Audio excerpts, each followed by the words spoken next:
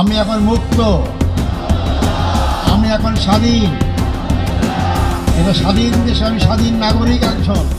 এ যেন মৃত্যুর খুব কাছ থেকে ফিরে রাজ্য জয়ের মতো। মৃত্যুদণ্ডপ্রাপ্ত আসামি ছিলেন এটিএম আজহারুল ইসলাম। শেখ হাসিনা সাজানো প্রহসনের বিচারের শিকার এই জামাত নেতা। জুলাই আন্দোলনের পর মুক্তি পান তিনি। এরপর জামাতের হয়ে রংপুর 2 আসনে প্রার্থী হন। মানুষ তাকে ভালোবেসে নিজের সমর্থন দিয়েছে। আপনি আর একা নন। ইউনিভার্সাল কার্ডিয়াক হসপিটাল আপনার হৃদয়ের আরো কাছে। আগামী বাংলাদেশ হবে ভারতের দালাল মুক্ত বাংলাদেশ।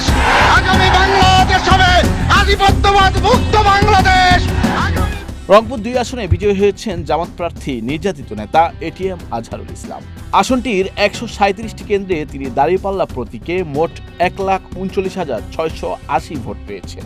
অন্যদিকে তার নিকটতম প্রতিদ্বন্দ্বী বিএনপির মোহাম্মদ আলী সরকার 69,910 ভোট পেয়েছেন।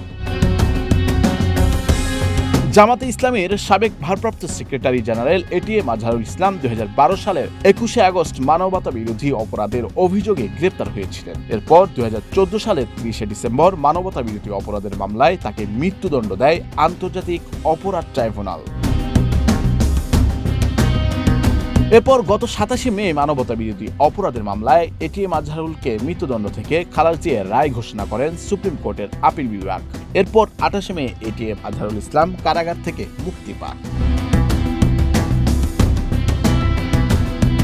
খালাসের রায় প্রকাশের পর এটিএম আজহারুলের আইনজীবী শিশির মনি বলেন, সুপ্রিম কোর্টের রায়ের মাধ্যমে সুপ্রিম কোর্টের আপিল বিভাগের পূর্ণাঙ্গ বেঞ্চ এটিএম আজহারুল ইসলামকে সব অভিযোগ থেকে বেকসুর খালাস দিয়েছেন।